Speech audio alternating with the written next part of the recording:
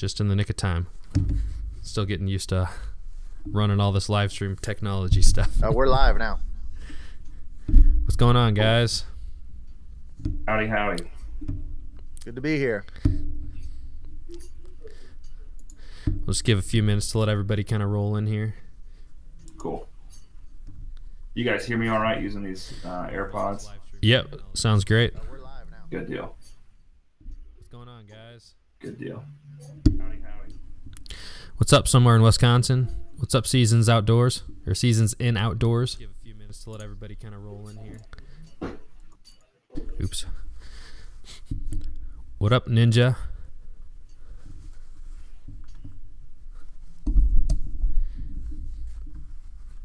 Do you wanna link to where the live stream's at, Barton, or do you not have another screen to look at? Yeah. Send me a link and I'll click it and put it on my second monitor up here. Okay. That'd be great. Just make sure to mute it. I'll send it to your email. Yeah. All right, cool. That's even better.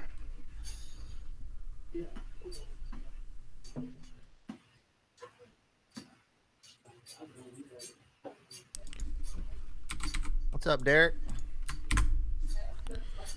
All right, I should have thought Derek was going to be here. Derek is in Ireland.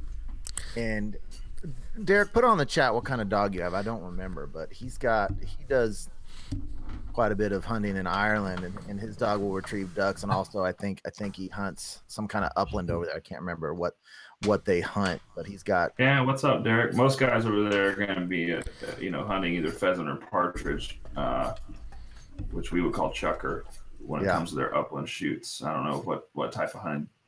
Maybe you do rough shooting, or maybe you pick up at a shoot. There's a lot of different ways to use a gun dog over there. Haven't you been over there a few times, Barton? Oh yeah, yeah. Most of my dogs are from Northern Ireland. Really? A handful from England and a handful from Scotland, but most of them are from Ireland and Northern Ireland. So when you say what's the thought behind that? Yeah, so we're diving off in there. So this is a different style of training, shooting, working dogs, especially field trialing. If you want to get into dog training, and when we say, hey, so-and-so has a well-bred dog, what you usually mean is they have a dog who has parents and grandparents and so forth who have achieved some level of accomplishment at something. And if you really want to look at what is that dog going to be like, you want to look at what did the dog's parents and grandparents have to do to achieve whatever it is that they've achieved. So if it's a field trial in America, it's very different from a field trial in the UK. And when I just started evaluating what I like field trials in the UK, as far as the dogs have to be quiet, they have to honor a lot, they have to sit still through lots of exciting shooting and not break without a leash, without any intervention. You can't yell at them, you can't say sit, they make a noise or break, you're out. But at the same time, they have to have a lot of go and be hard charging. And the Irish trials are really nice because they're super gritty. And they got some tough ground, tough cover. They want to see dogs use their nose. And so for me, those dogs just wound up being kind of what I like. I don't really knock any of them. American field trial dogs are fantastic for what they do, just from a personal perspective. That's the type of dog that I wanted to work with. So we bring them over and train them to be American waterfowl dogs, which is different because they don't use a lot of decoys or boats or calls. It's just very different over there. So we train them to be used to all that stuff, and they adapt really well. And then we breed them over here and produce pups. Sweet deal. Really nice. Let's go ahead and just start from the beginning then. And Okay, sorry, I'm bad about that. I get excited and I start asking questions. Yeah, you're good. Dive in wherever. I'm trying to find you guys. Jordan, do whatever you need to do on the intro, and then we'll get. Okay. What's up, Michael? All right, let's go ahead and start her up. So thanks for joining us. A couple years. Started off with Springer Spaniels and then got into Labradors and was training Labradors for the general public, and then started really appreciating a certain type of Labrador that I wanted to work with. Primarily, I didn't just want to work with, sometimes people brought me really nice dogs to train and sometimes they didn't. So I wanted to kind of cut that out the best I could and work with a specific type of dog. And that became a hobby that was dominating my time, that became a part-time job, that became more than part-time job. And now it's my career. I didn't grow up waterfowling. A guy just happened to invite me waterfowling at church. He was like, "Hey, you want to go shoot some ducks?" I was like, "I've never done that. I didn't own a shotgun. I didn't own a pair of waders. I didn't know the last thing about duck hunting." And the guy just said, "I think you'd like this." I was 22 years old, and it's a totally different path, but pretty cool story. Just, now I'm running a Gundog kennel that's fairly successful in a training program that we've started. And if this guy had been selfish and said, "I don't want someone new, in my spot," or "I don't want this guy to come back to my public," we were hunting public land, so if he'd have been that kind of guy, then none of that would be here. But instead, he wanted someone else to get into it. And so that's pretty cool of him to be selfless and invite a capable person duck hunting. That's the only way we're going to get hunting numbers up. That's a different conversation. So I started breeding dogs and training dogs for clients. And I had some friends that I kind of helped get into the same sort of deal. And I was trying to find a way to not spend so much time on the phone. I had people that would call and they'd say, "Hey, we've got this puppy and we're training it and we're trying to figure this out. How do we do it? I can't figure it out." And I'd spend hours and hours helping people. And simultaneously, my buddies were trying to figure out a way to do an app to help people, learn how to train their dog. And we kind of put our minds together and we came out with Cornerstone Gundog Academy a couple years ago. We officially launched it a year ago next week, I think April 18th or so. So that was just basically us figuring out how we could train the trainers, train people to do what we do, because it's such a fun hobby. The season doesn't really have to end. We're not out shooting birds, but we're definitely having a ton of fun working our dogs throughout the rest of the year. We wanted to pass that on to other people. I wanted to build something so that when someone takes a puppy home, whether it's from me or another breeder, they're confident in what they're going to do from the moment that puppy arrives at your new house all the way through, even maintaining it as a older dog who just needs to be maintained and worked, and everything in between. So we've included a lot of, I think, helpful stuff that we can get into, but that was sort of the theory behind it. So I'm about 5 years into Southern Oak Kennels and 1 year into Cornerstone, and having a lot of fun doing it. Nice. So how old were you when you trained your very first dog? For Gundog work, I was 22 and 23. I had dogs growing up, a few that I trained obedience-wise. I just was always fascinated with dogs. I loved having them, and it was just super fun. But for Gundog work, I was 22, I think. So I wasn't young. I'm 30. I'll be 31 in a few weeks. So is that when you started duck hunt or before? It was after. So I had a dog. I had a spaniel that loved to retrieve, and she loved to retrieve in the water. And that guy took me duck hunting, and we didn't have a dog, and we only shot a handful of ducks. But we walked out and picked them up, and I was like, I don't like this. So I was like, I think I got a little dog that would do this. So took her out and I shot the gun around her. I watched a bunch of videos on the internet that were free on YouTube and did what everybody does. You just dive in trying to figure out everything you could possibly figure out. I think she was 7 years old at that time, 8 years old. So she wasn't young. And the next duck hunt I went on, he invited me to a buddy's house that had catfish ponds. They had a bit of a hooded merganser problem. So you can't see it here, but I actually have my first duck that I shot on that hunt. I shot at other ducks on the other hunt, but this hooded merganser I shot, and my sweet little Springer Spaniel got in the freezing cold water and picked up, like a 10-man limit of 2 hooded mergansers each. So 20 birds, and they're diving everywhere, and she's having a blast. And I was like, boy, that's fun. And so that's awesome. My wife saw that I really liked it. She bought me a Springer for a puppy for Christmas, and I trained that one. And I got to a point where I couldn't go any further, and I sent that one to a pro, and that guy became kind of my mentor in all of it. He introduced me to British Labradors and taught me how to train and showed me the ropes. So who was your mentor then? His name's Mark Harefield from South Haven Kennels. He's a Springer guy primarily. He does some Labrador work, but he's a super good dude. He's been training Springers since 1979, I think. And he is, I think he has like 55, 56 Springer field trial champions to his name. I mean, he's a very well accomplished guy, and he's one of the first people to start bringing gun dogs over from the United Kingdom. So he would bring over British Labs and Spaniels and all that. And I was at his kennel one day, and he had some Labradors, and I was like, I like those. I had not previously liked Labradors at all. I was like, they're big, they're loud, they knock everything over. It just all seemed to be like super obnoxious. But it turns out I'd just been around a bunch of Labradors that weren't very well bred, I don't think. And his were smaller and quiet and a lot of drive, but very steady, beautiful dogs. And so I ended up buying a few from him and tried my hand at training those. And that was sort of that snowballed from there. So when that happened, then did you pretty much switch over to Labs, or do you still have your hand in Springers as well? I switched to Labs, but I always have at least one Springer. Are there any things that Springers are better at than Labs, or do Labs beat them across the board and everything?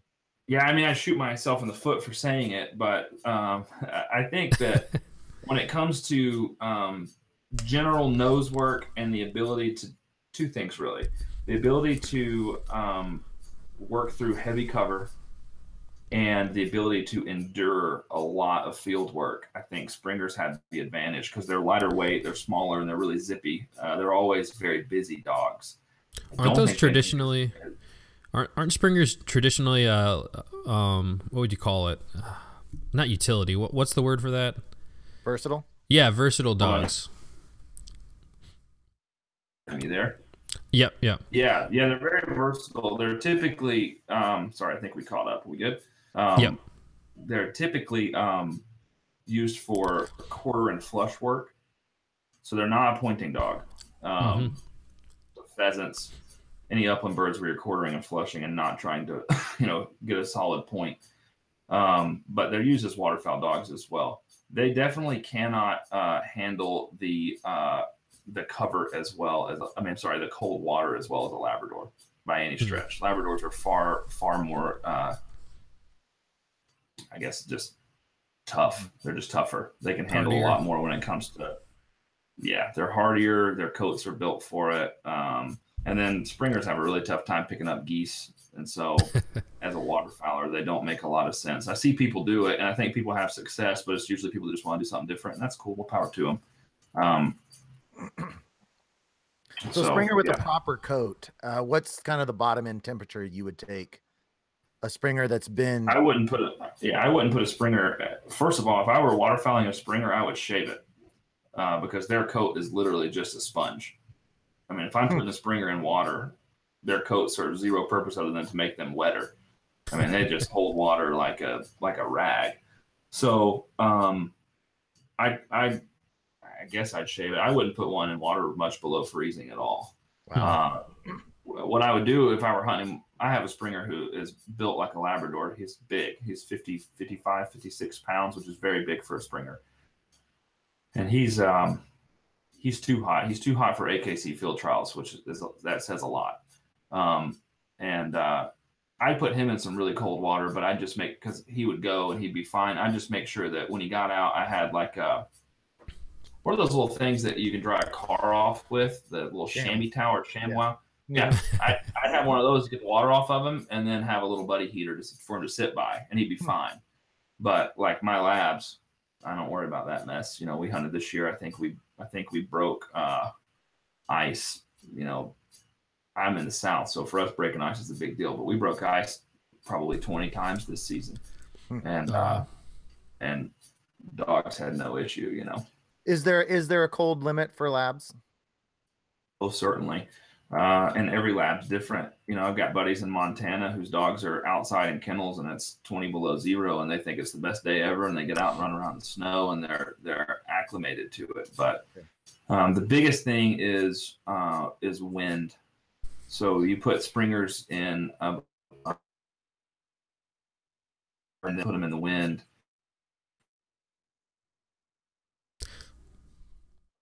Dry with their coat. If you put a nice vest on them, you can keep their core warmed up. But I've seen some people hunt some dogs in some pretty scary.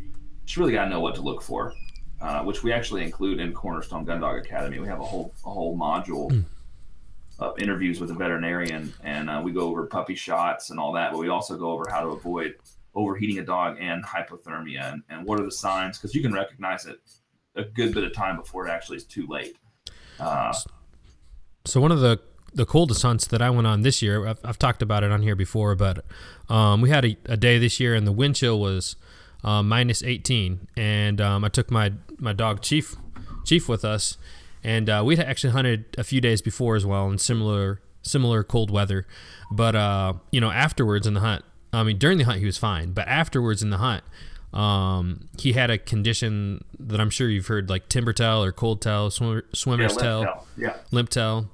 Yeah, and that's the first time I'd ever heard of it.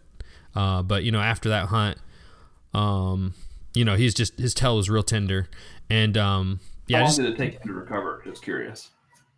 Maybe I want to say 2 or 3 days.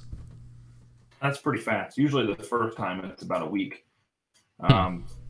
So what's weird about that is we had a dog get that here this last weekend, and it was 70 degrees. Oh, wow. It has very little to do with the temperature. It usually has to do with the amount of exertion that's required. And it's really inexplicable. Most vets are like, look, it's just something that happens to Labradors. And once they get it, they're prone to get it again. But the second time, they're prone to recover quicker. Okay. So. Yeah, so what I'd read, obviously you're the expert on this, but what I read is that like in the colder temperatures, having the ice on their tail makes it heavier, so it wears out the muscle more. But maybe that's wrong. I don't know. That can definitely do it. It definitely has to do with exertion with their tail. Okay. So ice and water. It's almost always water. You rarely ever see it without water. But if you do a lot of long water retrieves and you have a dog that likes to wag its tail in the water, that takes a lot more exertion as well. So you'll see that as well. Okay. So on this topic of cold weather and coats, I think it's really interesting. I'd kind of like to stay on this topic for a while. I want to give you a little background of myself with dogs, just so as I'm asking questions, you can kind of know where I'm coming from and my lack of experience as a dog trainer. I got my first dog when I was just out of college, and I just picked it up in the paper for literally $5. It was half lab, half golden retriever. I'm like, I'm going to try to train this dog. And this was the most hyper dog I've ever seen, but the most driven to retrieve as well.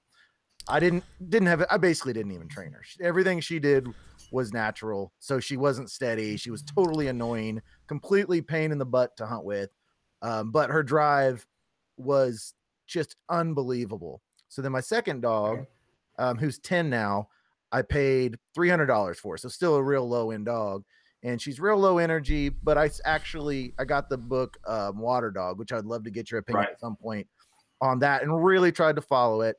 And she's completely steady, doesn't have a very good nose, doesn't have that much drive, but is the easiest dog to hunt with that I've ever been around. I mean, just quiet. So opposite end of the spectrum from your other dog. Totally opposite end of the spectrum, which I love because, I mean, she's so easy to hunt with. And I find dogs that are a pain in the butt to hunt with, no matter how good they are extremely frustrating to me. But so the next dog I'm going to get, which I'm looking at that now, cause this one's 10, I'm looking to maybe pay a little bit more money. Try to be a little better with what I'm doing. My dog, I took her through force fetch training, my Izzy, my second one, which I want to get your opinion on force fetch training. My list of things I want to ask you is like, oh my gosh, stop me if I go over these. But she's always had mouth problems. She doesn't like retrieving geese. She still drops at the bank. Most of her hunting early on in her career was out of a layout boat. So she would bring everything completely back to hand in a layout boat in the water. But once you get her on a bank, she wants to drop it on shore. And when she was a puppy, I would change colors of retrieval dummies, and she wouldn't even pick it up if I changed color on her. I mean, so she's always had some issues.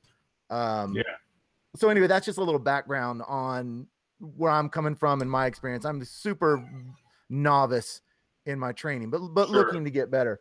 So here's what I've felt as far as her in cold weather. My first dog loved cold weather. Didn't matter. It could be -10. Right. She'd do it. Izzy, my one I've got now, has always hated the ice, always hated the cold, but I can get her to do it, but she literally does not like it at all. But my theory with her is she's an indoor dog. I don't even have a fenced in backyard, but I've got a porch in the back. So as the weather's dropping throughout the fall, my plan in theory is just to leave her outside pretty much all day. And from the time I go to work to the time I come back, and then bring her inside after that. And my thinking has always been that would be enough to hunt her down to about 5-10 degrees. Is kind of my thing. So I guess my question is a little bit more in depth on what you have to do to acclimate a dog to be prepared to hunt in the cold. And I know you said every dog's different, but so let's just say specifically mine, and what are the holes in my thinking as far as how I'm getting my dog's coat ready? And what are your thoughts about my temperature range for her of 5 to 10 degrees if I acclimate her that way? Yeah. Couple things. You're going to have two things that you're working with, two variables. The first one, you've really got a good idea, and that's just acclimating a dog to the temperature, making sure that they have their undercoat developed, because usually they'll blow their coat once a year, and if they don't have a reason to grow an undercoat, it won't grow in right. It'll just have a very thin coat. Leaving a dog outside, in a safe environment, supervised or kenneled, where they can acclimate to the cold, usually is the best way to do it. I would definitely do it gradually.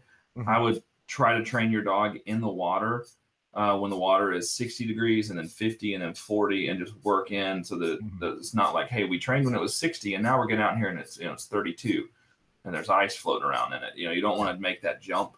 You want them to just keep working in the water as their coat gets thicker. Which, if you hunt a lot, should be like, we start teal season in the 70s and 80s. So yeah, it shouldn't be an issue. Yeah. So, but the second part is where you're going to run into an issue, and that is a dog's ability to handle cold temperatures is largely tied to the dog's drive.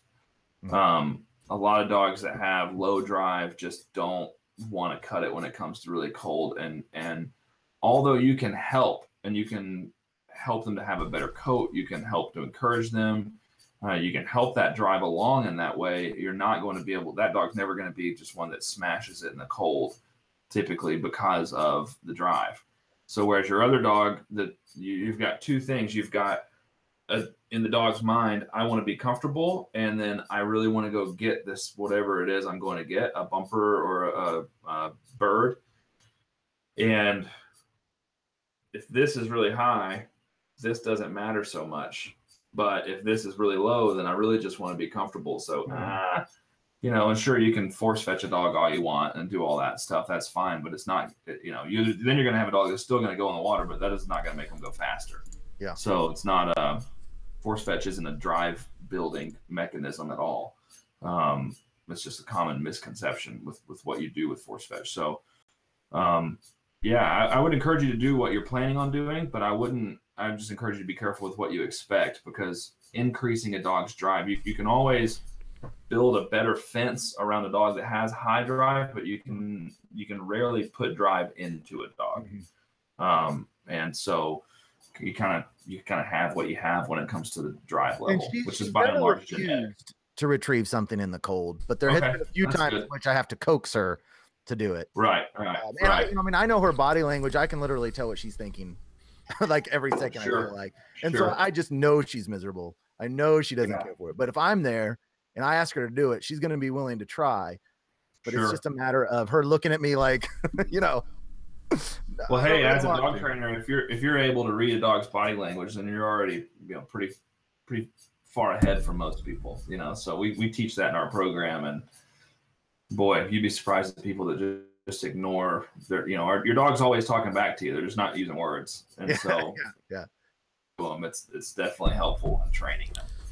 So before we switch topics off of ice, I want to tell you a story you might find interesting about her. So her first year, clear up until the freeze, we had been hunting like ankle deep water. Literally, she had never had to swim for an actual retrieve. Now, I had trained her in deep water and everything, but as far as actual hunting, she had never had to swim for a retrieve. Everything we had done in October and November was all shallow water. So we got a freeze in December, like a hard freeze. So we moved over to the Kansas River, and the water there was over her head. So we drop a bird right out in the hole. And Izzy goes to the ice, or goes to the edge. She's standing on the ice, and she's looking at it, and she's unsure. And I think in her mind, she still thought it was going to be shallow, because when she went in, she went completely submerged all the way under. And she immediately was just like, I mean, you could just see she was panicking. And so she turned around, came out, and she didn't retrieve that bird. And the rest of the day she was miserable. And about an hour later, we had taken a boat on the river. About an hour later, she was just like, I'm done. And she ran back to the boat like a couple hundred yards and just sat there looking at me. And my theory with the ice, you've dispelled it a little bit, but one of my theories as to why she doesn't like ice as much is that was her first experience where she's submerged and didn't expect it. That could be. A lot of times they associate things like that. And so a huge part of our Cornerstone's puppy training program is socialization. And a lot of people think socialization is just allowing a dog to experience a whole lot of things. But the most important part of socialization is doing what you can do as a dog owner to ensure that all of those experiences are positive. And so I tell our people, hey, your dog needs to meet 100 new people in the first 100 days of being with you. And they need to go to 50 new places in the first 100 days. And every time they do that, it needs to be the best thing ever. So if you have a dog that's a little shy of people and people are like, hey, can I pet your dog? I say, hey, sure. Here's about 4 or 5 pieces of food from my dog's, morning breakfast that I didn't give him. Hey, when you come to pet my dog, just give him a little bit of that food. I have the opposite problem of that. That way my dog understands. My dog's... Yeah, right. So your dog wants to run up and say hey to everybody. Yeah, he wants to meet everybody, and he's too excited to meet other dogs, and too excited to meet other people, and yeah. And while we're on the subject of ice, I actually had a question about that as well. So this year, this is like the first year that my dog's hunted. Like he went on hunts last year, but he didn't retrieve till our very last hunt of the year. Okay. But so this is his first year hunting, and right. I had an issue with him where if there was ice, he wouldn't jump off the ice into the water. And so like I had a duck that was literally like in this creek, and he's standing on the ice, and the duck is like floating past him like 5 feet away, and he wanted to get it, but wanted to get it bad, but he couldn't. I don't know, for whatever reason, he wouldn't jump into the creek, and it literally was like, knee high. Did you were you able to take a duck that you'd already shot and throw it and send him like it was a training exercise? No, I probably should have done that. That's what I would recommend. Is just like anytime you can minimize whatever a dog's going to experience on a hunt being its first time to experience that, it's better. So there are a lot of things you just can't recreate. You're not going to be able to, you're not going to be able to go out training and have a flock of 30 birds come in and 3 drop. You can't do that in training. But you can say, hey, we trained on the ice. We trained with my dog jumping out the front of a boat. We trained with decoys. We trained with calls. We trained with real guns and real birds. And we trained with whatever it is. Because the excitement of a hunt and experiencing it the very first time. I just did a video. Cornerstone does some tips of the episode for the Grind Waterfowl TV, and I just filmed one the other day where we discussed working a dog in an area where there is no dry ground and you don't have a boat. So, for instance, we hunt a lot of flooded timber. So you're standing against a tree, the water is waist deep. And there's a tree stand, and the dog has to swim everywhere it goes, right? So there's no dry land. And you'd be surprised if a dog is experiencing that for the very first time on a hunt. I mean, they'll lose their minds. They don't know how to take a line. They don't know how to bring you the bird because they're trying to sit, and they don't know how to get up on the stand because they can't touch the ground to jump on it. Anyway, so we take them out in the lake with a stand and a bunch of waders, and I just did it last week, and we get them all used to doing that before we go hunt. And so I would just do that. I just go find a little place where you can go work on some ice and see if you can throw it and coax them to go by throwing it, it's always hard. Like if you're working a dog in their first season, it's definitely beneficial to only take friends that are understanding. Like, hey, look, I know some birds might come in, but I really need to teach my dog how to jump off the ice here. So give me about 10 minutes and I'll be right back. You don't want to do that at first light, but, or whenever they're flying. But if you got a little lull and you can go work on something. In fact, every time I take a young dog out hunting, I take a dummy with me, a bumper. So that way, if something happens, I can just take that thing out. We can work on it, clean it up, and then go back to hunting. Nice. Now with what you guys do, are you typically breeding dogs, training them, selling them after they're trained, or are you you get someone that says, I've got a dog, I want it trained, take it for a month or two? How do you guys work the business side of what you're doing? So mostly what we do is we have a litter of puppies. Those puppies go home to their new homes. Hey, buddy.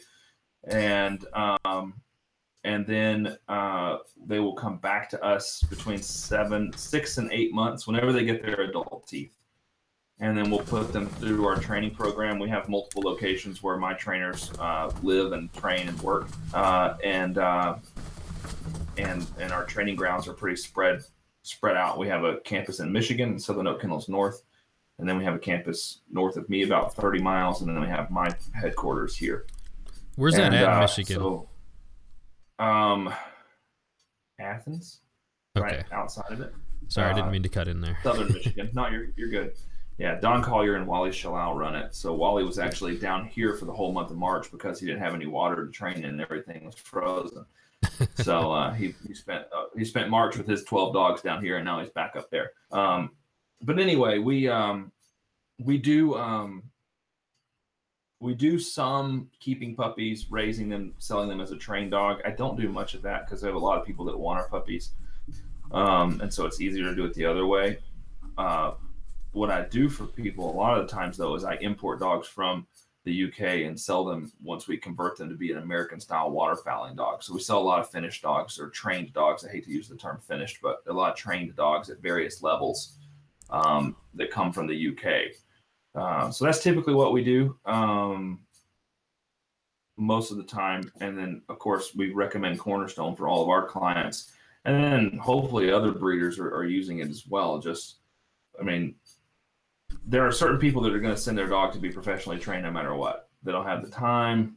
They don't really care to do it. Well, whatever it is, the people are going to send their dogs. But there are a lot of people who want to do it themselves. And then even if you're going to send your dog in to be trained, Cornerstone's really nice because it will help you to have a dog that's better prepared. So the dogs that are coming in now that have been using Cornerstone are usually about 6 to 8 weeks ahead of the dogs that haven't. And so you're saving yourself a whole lot of money, a lot more money than Cornerstone costs in that time. And so these guys are, we're getting dogs back in for training and they're already ahead. So we're able to go further with the dog. And then when they go home, we encourage them to use that as a program of teaching you how to further your dog's training more than we've even done so far, and how to just maintain a dog. So Cornerstone is a system of training that you guys have hand developed? Yeah. So it's basically mine and a friend of mine's type of training I'll be totally honest. We're not reinventing the wheel here. Mm-hmm. Dog training is dog training. There are things that work and things that don't work. So what I've done is said, here are the things that I think work the best for, John, who works at the bank and trains from 5:30 to 7:30 p.m. and wants a really awesome waterfowl dog. What does he need to know? Like, how can he achieve that? And then what we've done is figure out a way to deliver that to John, who works at the bank, in a much clearer, higher quality way than he previously could have found. So WaterDog is a great resource, but let's be honest, millennials and especially Gen Xers are not going to sit down and read a book on how to train a dog. They're going to pull it up on YouTube. Yeah. That's what people are watching this right now. You can't fault them. That's where we live right now. Books, but a lot of people aren't going to read them on dog training. There's a lot of dog training DVDs out there. I don't think I own a DVD player anymore. Isn't that weird? Like, I just told my wife, Bethany, the other day, we're driving past Tupelo, Mississippi. We're driving past the old Blockbuster Video. And I was like, I really miss that. I really miss going in and like the smell and picking out VHS tapes, And I was like, and then it was DVDs, and DVDs did not last very long. And then it's Blu-ray, and then all of a sudden it's like, why would I can stream every bit of it in 4K. So Cornerstone is all online, and you can stream it from your phone, which is pretty cool because you're out in the field and you're like, how was that drill? How do I, and you pull it up on your phone and you watch it and you're like, oh, that's how I do it. Then you go do it. And is there a cost to that, or is that information free? No, it costs. Yeah. Sorry. Well, how do you, what's the format? Is it a download? Is it a monthly? Yeah. How do you? access? No, it's a lifetime membership. Right now, there's no additional fees. You join once and for all, and you have a library. The best value is just to buy the complete Gundog Academy is what it's called, and that would be everything we've done.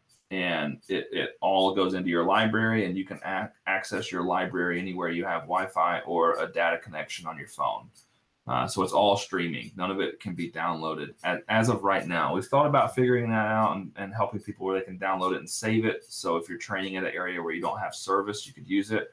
But then you get into a whole bunch of issues with piracy and people just selling it or giving it away or posting it, and that's the issue there. So yeah, you'd probably end up with it all over YouTube if you did that. It'd be everywhere. So we'd be constantly policing that. So what we do is we charge what would be, I think, a little less than average for 1 month of Gundog training, and you have lifetime access to our program. It's $597, and you can pay it once or you can pay it over 3 months, and that gives you access. And in addition to having the program, it also gives you access to a private Facebook group to where, like, if you're like, hey, my dog wouldn't jump off the ice today, you can post that, and Josh and myself will give you our recommendation. But along with that, dozens of guys who have used the program and trained dogs will be like, hey, this is what worked for me, or hey, I tried this and it was awful, don't do this. And so there's really a community that's been built of guys who train dogs who all have the same goal and are sharing their ideas. And that's been super helpful. That's been a really fun part of it.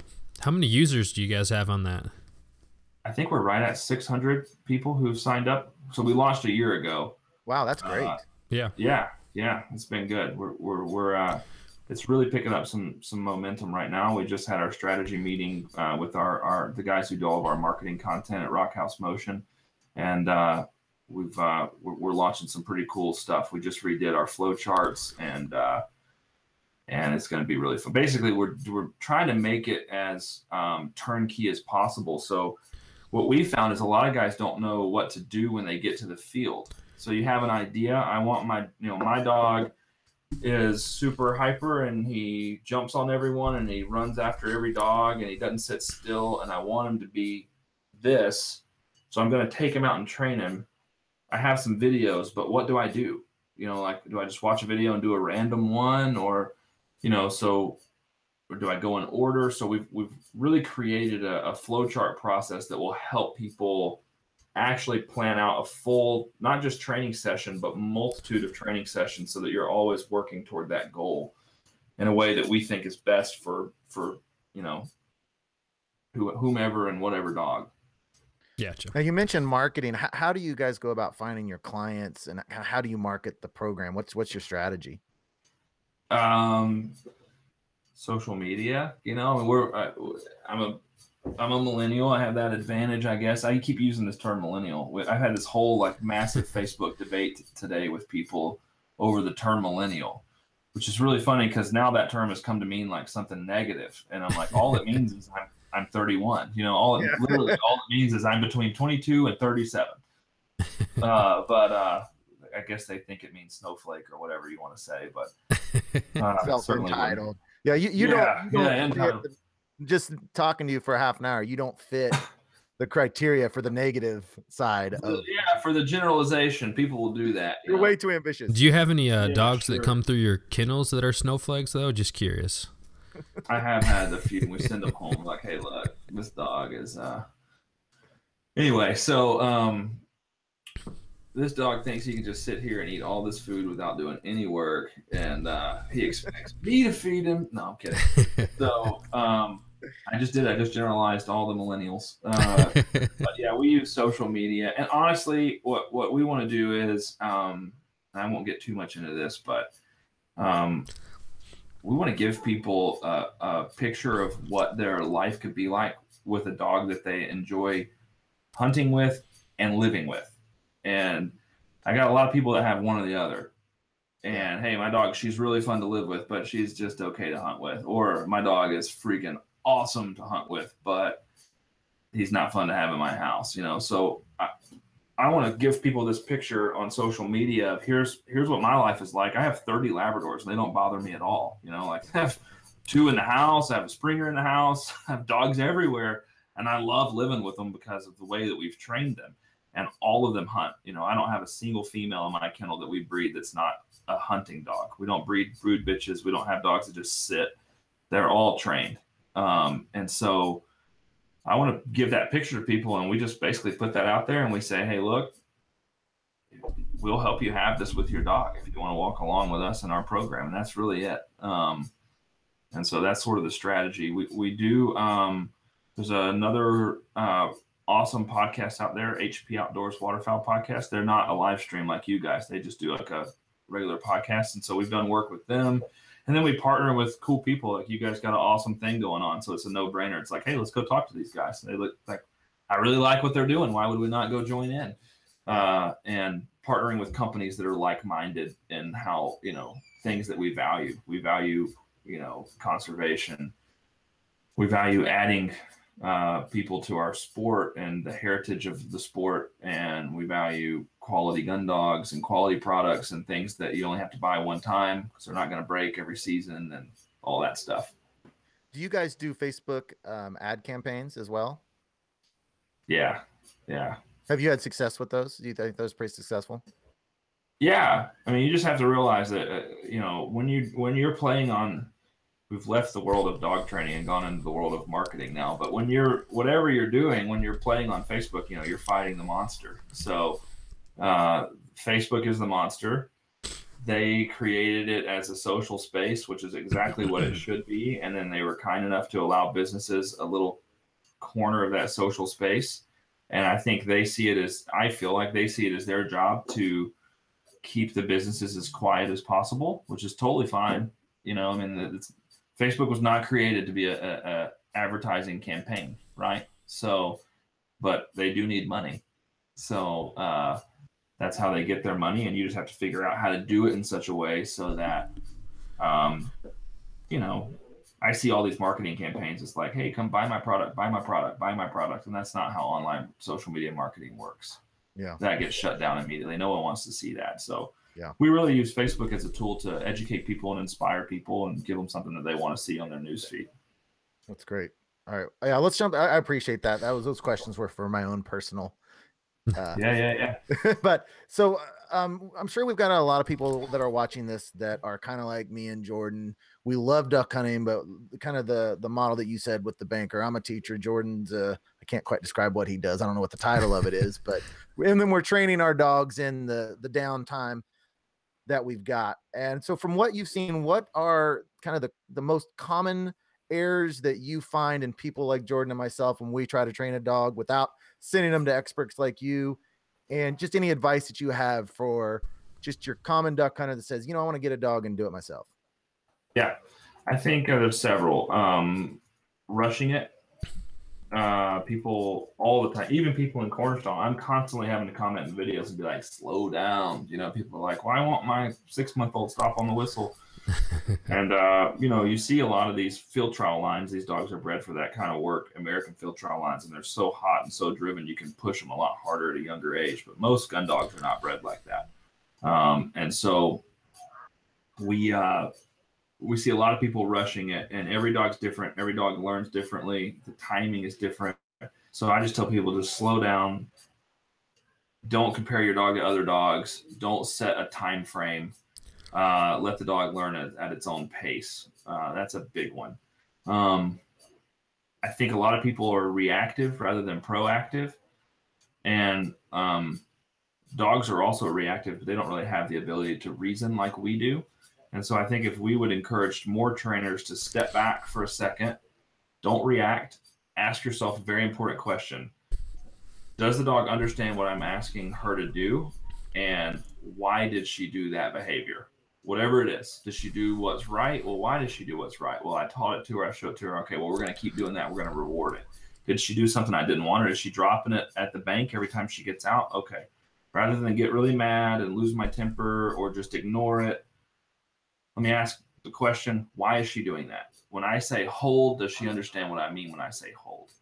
If not, then I can't really expect her to do that. If not, how can I go actually break this into teachable components, fix the issue so that she's not confused, and then enforce it? So I think a lot of people just react. They want the dog to do what's supposed to do in their mind, and if they don't do it, they get mad and blah, blah, blah. But if they would ask those questions and slow down and learn to read the dog, then training would be much more fun, much more enjoyable for me that way. Awesome. Nice.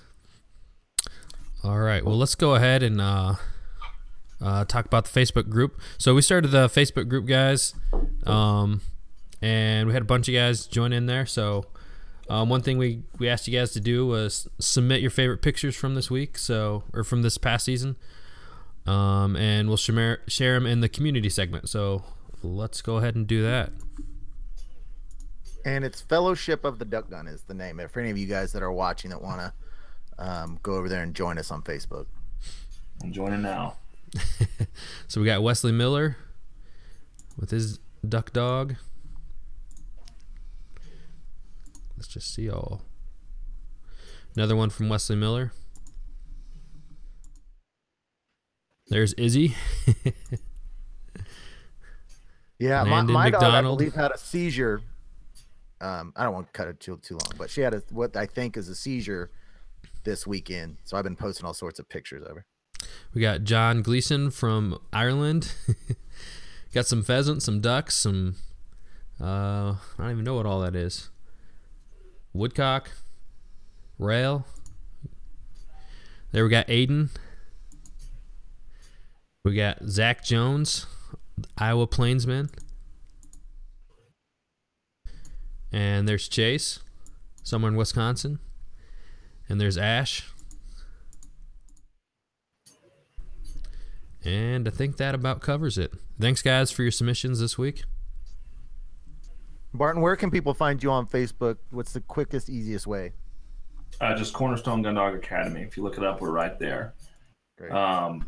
If you want to look up Southern Oak Kennels, then it's just Southern Oak Kennels. On Instagram, it's Cornerstone Gun Dogs and Southern Oak Kennels. Wait. We have our own Facebook group, not to pull from yours, but the Southern Oak Kennel Society is also a pretty fun group if people want to chat dogs in there. Yeah, What is that again? You I'm can going to have join to get over there and check that out. What is it again? Southern Oak? Southern Oak Kennels Society. Then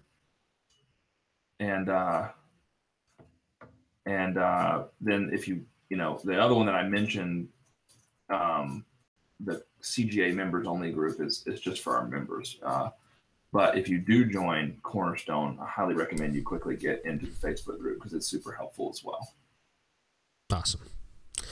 All right. Jordan, I still have tons of questions. I don't know where you want to go with this. On the lightning round. I know I still have a bunch I'm interested in, but we'll do whatever you want to do with this. I don't know how much time do you have, Barton? Not to put you on the spot. We'd have to do it. Yeah, we'd have to probably do a second episode. I can. Okay, yeah, that's fine. We'll do 12 minutes or so. But my kids hopefully they're all alive. I actually have my kennel hand on my kids. So you got about. All right. So why don't we do the lightning round, and let me add a couple to the lightning round. Okay. That'll work. Let's do that. I don't know what the lightning round is yet. So all right. awesome. Lightning round is quick questions, quick answers. So, just jump in there, Elliot, with yours as well. Okay, I'll hit it after you hit yours. Okay. What gun do you shoot? Beretta A400. What's your dream gun? Beretta A400, but just stay tuned on that one. Okay. Shot size for ducks? For ducks, number 2. E-collar or no e-collar? No e-collar. Ducks or geese? Geese. Specs or Canadas? Specs. Face paint or no face paint? No face paint. Ammunition brand? This year I shot a Heavy X. Beard or no beard? Beard, for sure. Water or field? Field. River or marsh? Marsh. Mojo or Lucky Duck? Lucky Duck. Mornings or evenings? Mornings. One dog or multiple dogs? Multiple dogs. Favorite ice cream? I'm boring. I just like straight up French vanilla. Nice. With- That's With chocolate or without? Without, sometimes with those little cherries. Okay. All right, some you of go, mine, Elliot. these are on the fly. I haven't really pre-thoughtalized, but some of these are yes or no. So can you teach a whining dog in the field to not whine? Very, very rarely. Color. Does color make a difference? Black, yellow, chocolate. It can make a difference, yeah, but not not because of the color, because of why dogs have been bred for that color. Yeah, but no, I like black dogs. Can force fetch or no force fetch? Yeah, I don't force fetch very often at all. Our program doesn't force fetch. I definitely think there's a place for force fetch. I'm not an anti-force fetch person. I think it's highly unnecessary for most people and most applications. Kids and dogs, how much monitoring do you have to do with how they're behaving with the puppies? A good bit after the beginning stages. You have to do a good bit early on as a puppy. Very little, as long as crate training is going on. But once the rules start, everyone has to obey the rules. All right, last one. When you're going, if you're picking out a puppy from a litter, do you want the first one out of the kennel or the last or somewhere in between? My theory on picking a puppy is let everyone else pick, and I'll just take what's left. So I really mean that. It's all on the trainer. Who's harder to train, the dogs or the owners? The owners. Yeah. Yeah. Right, that answers a lot of questions. Yeah, and we can have a whole episode on the force fetch e-collar thing, and I have tons of friends who train with e-collars and force fetch. I'm not an anti at all, and our program is not an anti. We just think that expecting a guy that doesn't really know anything about about dog training, and doesn't really understand, the basics of dog learning theory, philosophy of how dogs learn, and is prone to overreact, and giving them something like an e-collar and expecting them to learn how to use it properly within a few sessions is ridiculous. And it is how dogs are ruined. I mean, I'm telling you, guys are like, well, they broke and they nick them. Well, that didn't work. I'm just going to crank this bad boy up and I'm just going to burn them to the ground. And some dogs can handle it, and some dogs, they're done. It's like shocking people if they, missed a shot. Yeah, that's right. So I just think it's easier to do that. And so my theory on that is this. So yeah, there are some things you can do with an e-collar that will make dog training, if you know what you're doing, very fast. That's fine. I won't argue that point at all. It definitely is a quicker way to eat an elephant. But for me, I don't want to say old school. I'm a bit of a traditionalist. Just put it to you this way. The Masters just started today. I just saw, I think Jordan Spieth is in the lead. I sat next to him in a Cowboys game one time, so it's my claim to fame. You can play golf and rent a golf cart, or you can walk the course. And there's something to be said about walking the course and taking it all in. And my method of dog training is walking the course. It's, hey, I want to get to know what this is. I want to figure it out. I don't want to take a shortcut. I don't want to hurry. I want to take my time. I want to do it right. And that's the method we propose. That's what we teach. All right. This is so guys, I certainly hope that we can set up a second visit. This, for me personally, this is just also fascinating.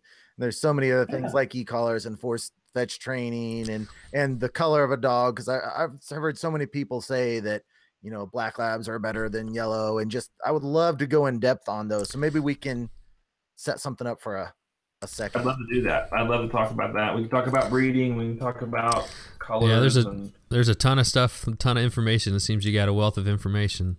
So guys, if you guys got some questions, let's hit a couple questions. Let's see if we can get some live questions in. And while we're waiting for those to filter in, guys, make sure you hit that like button if you've been with us this whole time, and join us on the Facebook group, as we've been saying. And you can also find, if you're listening to the podcast, you can find my videos at Freelance Duck Hunting, Jordan's videos at Duck Gun Chronicles. So make sure to find us on YouTube as well. Check those out. Yep. And we'll be back over on my channel next week. Do you remember who we have? No, I think we have a couple weeks off, don't we? Or we're doing a turkey video or a turkey conversation, going a little off topic. The turkey, yeah. Yeah.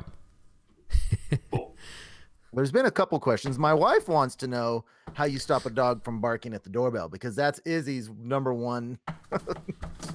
Yeah, that's hard to stop. I'll sound a little bit contradictory here, but a bark collar can help if your dog is collar conditioned. If your dog's not collar conditioned, it's very difficult. So what you want to teach your dog foundationally is that calmness leads to reward. When you stay calm, you get a reward. And so you're going to have to find a way to keep the dog quiet and reward the dog for being quiet, like what's going on right here. So it's like, hey, you're being a good boy, so I'm going to give you something. But a lot of people just immediately correct, and that's very hard. The bark collar is helpful because the correction is immediate, and the correction doesn't come from you. And so they learn pretty quickly that it's because of the bark. When you correct, then it's very hard to make sure that the dog is associating the correction properly. So are they being corrected because they're barking? Are they being corrected because there are people at the door? Are they being corrected because you're just in a bad mood? They've been corrected because they got up and they moved. Yeah. It's very hard to. Dogs don't put that together like you and I would expect. You can't just say, "I'm mad at you because you're barking." They don't get that. So. They want to know somewhere in Wisconsin, and Double S Outdoors are asking, how old is too old to train a dog? So there isn't an age. You can definitely teach an old dog new tricks. They learn faster when they're younger, for sure. So the hardest part is going to be undoing habits that have been learned. That's the hard part. If you got a dog who is have learned every time something hits the ground to take off running for its whole life, to steady that dog is going to be very difficult. Much more difficult than it is to steady an 8-month-old. But you can do it. I just place trained, and I'm in the process of training a 4-year-old Labrador bitch right now that I imported from Ireland. She's super sweet, and she's been a brood bitch over there and produced some really nice puppies, but I don't want to breed her unless she's trained. So I'm training her right now, and it's really fun. I mean, she's taken to everything. All she could do is sit and fetch a tennis ball when I got her. So she's learning what a gun is, learning what a bird is, learning what memory retrieves are, and she's just crushing it. So. Foul Assassin was asking about breeds of dogs. How important is the breed of a dog? He had seen a video with a Jack Russell Terrier retrieving geese. That's Alex Brittingham's video. That chick is a bad mamma jamma. I'm just be honest. She's really cool. I end up talking about Alex in every single podcast I do. She trains Labradors in Texas. She's a fantastic trainer, super person, and she trained her Jack Russell Gator. There's a picture of me on my Facebook where I met Gator last year doing some Hurricane Harvey relief. And that dog is spectacular, but breeds do matter. I mean, he's a special case, and Jack Russells can definitely retrieve, and you can definitely do that. But, I mean, there are obviously limitations. Every breed has its own quirks. Labradors are the most popular breed, I think, because I think they're the easiest to work with and they have less quirks. But there's always exceptions to generalizations. Everybody will say, well, Chessies are super stubborn. And yeah, that's usually true, but I've been around some Chessies that were really soft and really, timid. There's always exceptions. If you're going to get a Gundog breed for the purpose of waterfowling, that's a breed that not a lot of people have. You just need to remember there's a reason not a lot of people have that breed. And if you're cool with that, go for it. We have people using our program with Boykins and with Chessies and Labradors and with Sprinters. What about golden retrievers? Yeah, with Goldens for sure. Okay. You don't see a lot of field-bred Goldens anymore, but they are fantastic. We can get them as long as you can work. That's a whole different subject. As long as you find one that has a reputable health reputation, because they're very prone to hip dysplasia as well. Okay. Worse than the Labrador. So you just need to make sure you do your research. Gotcha. Double S Outdoors. Cold, right? Yeah, they're fine. Goldens they're great. They can function just like a Labrador. I always thought they couldn't handle the cold quite as well, but that's a myth. Nah, they do fine. They do fine. I've seen plenty of pictures of Goldens iced up like a daggum Eskimo. They do fine. Jennifer, yes, more turkey videos coming. Double S Outdoor. What is the average price of training? I'm not sure exactly. I mean, yeah, I don't know. So we only at Southern Oak Kennels we only train dogs from our breedings. So I would say from what I've asked a lot of my clients this. West Coast is usually $800 to $900 a month. Northeast is usually $700 to $800 a month, and then in the middle is usually between $500 and $900 a month, I think. So you see a lot of like we're $750. You see a lot of people between $600 and $800, per month. Which when you really people will be like, oh my gosh, it's like a car payment. Like just go leave your dog at the vet for a month. That's going to cost you $500, at least. In some areas, it's going to cost you $600 or $700 just to have them sit in a kennel and be fed. So these guys are these guys are feeding, housing, and training for not much more than a vet would just house it. So yeah. And what are your puppies run? Southern Oak Kennel pups are $2,000 for the 2018 litters, but I think we've got 3 deposit spots left on 2018, maybe 4. And then 2019, we're going up to $2,250. Finally going up, so we had to do it. Yeah. Sorry. We do a $500 deposit with our kennel to reserve a spot. We sell 3 male and 3 female spots per puppy. I was assuming somewhere around that, because when you start talking those upper end dogs like what you guys got, you have to be willing to open up your wallet for something like that. Well, it's not just it's not just a name, like we do very extensive health testing on all the ones we're breeding. We retire our girls after 4 breedings, so we're not just pumping puppies out of them. And you got to think of how much it costs to import these girls from the UK. So we're not just, a lot of people will breed a female 8-9 times. We're breeding them 4 times here and then retiring them. So selling them on as a gun dog to live on someone's couch and eat Doritos and pick up ducks and have a good life. So, there's a lot that goes into it. Maintaining a quality level of gun dog production. Awesome. All right. Well, that's all we got for tonight. So thanks everybody for tuning in. Guys, I really enjoyed it. We'll have to do it again sometime. I've got so many more questions. I've never had the chance to ask. I got a lot of questions too. Let's do it again. You guys just hit me up. I appreciate it. All righty. So go ahead and let us or let everybody know where they can find you again, Barton. Yeah. If you've got a gun dog and you're looking for training, even if it's an older dog and you're just looking to do some improvements, we have modules for that at www.cornerstonegundogacademy.com. You can sign up for our free preview module on there, and you can see a sample of our training videos and watch a couple testimonial videos. You can check us out on Instagram at Cornerstone Gun Dogs and on Facebook at Cornerstone Gun Dog Academy. If you're interested in a Labrador Retriever pup, you can check us out at southernoakkennels.com. Awesome. Yeah. All right, guys. So make sure to tune in again next week. We got our turkey conversation going on. So turkey season's coming up. But anything else from you, Elliot? Nope. I think I've run my mouth enough for this one. All right. That's all for us, guys. And we'll see you guys next week. Yeah. Thank you. Nice.